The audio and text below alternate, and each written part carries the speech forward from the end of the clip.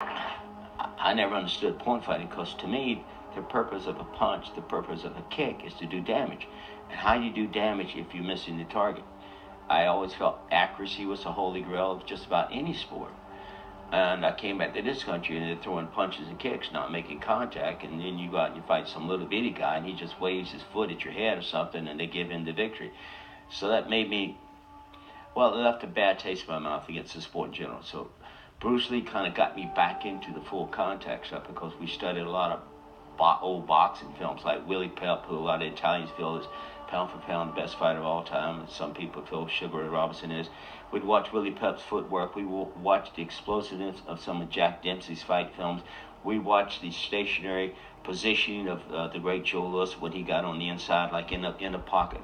We'd watch the distancing and mobility tactics of a Muhammad Ali, and it kind of got me interested in the full contact as opposed to the stationary kind of you hit me, I hit you back, your turn, my turn type fighting. So I got tired and I got kind of really disgusted with what they call point fighting, and so I decided I'm going to go in and create a new sport and just call it full contact or something.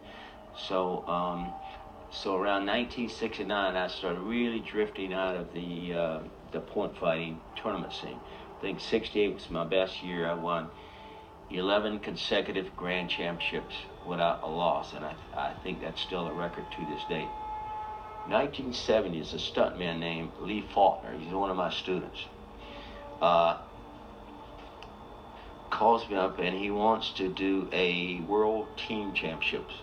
I agreed to fight on the West Coast team, which consisted of myself, Mike Stone, Chuck Norris, and my business partner at the time, who was Bob Wall. Bob Wall actually talked the people into putting him on the team.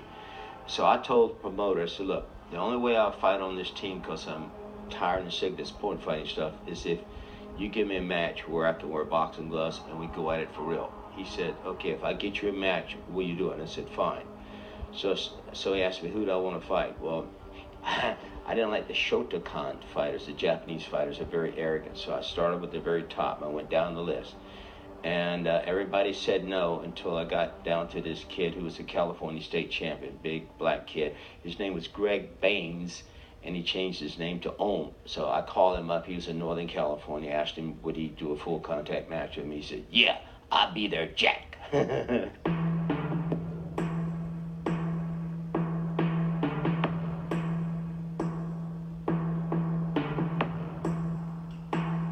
But I knocked him out in 3 minutes of the fight anyway, so I lucked out.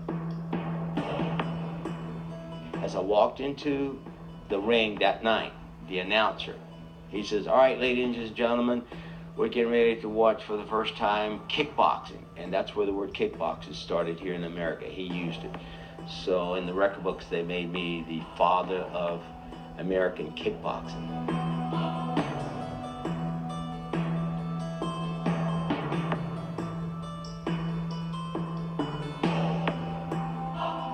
I actually won 7 different world titles, but I only claimed one.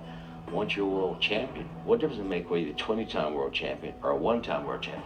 I am proud of this fact. I was the first martial artist in the world to win a world championship in 2 different sports. I won a world title in karate and also kickboxing. Now I won 7 different titles. Some of them were amateur titles, some of them were professional titles, some of them were no holds barred, like you could throw elbows. I was never knocked down in my life, so I'm kind of proud of that. I was dazed one time. That was in a training session. Joey Orbeal was a 1965 Ring Magazine rated him the 5th ranked heavyweight all time. His sparring partner at that time was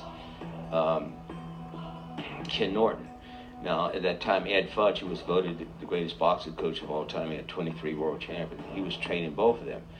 And Joe Orbeal used to knock Ken Norton out every day almost when they sparred with a liver shot. And Joey wanted to show me that boxers were superior to karate guys. So he got me in the ring one day and we were sparring. He popped me with that liver shot.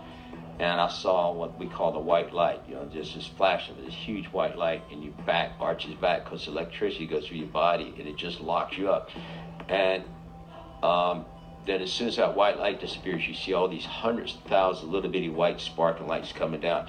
And you can't move and you can't yell because you're in such great pain. There's no air left in your lungs. And pardon my French, but he steps back and says, "Oh, goddamn, I'm gonna hit you again." And he looks at me like I could see the rage. Now he wants to draw blood, you know. And then he yells at me, "Move!"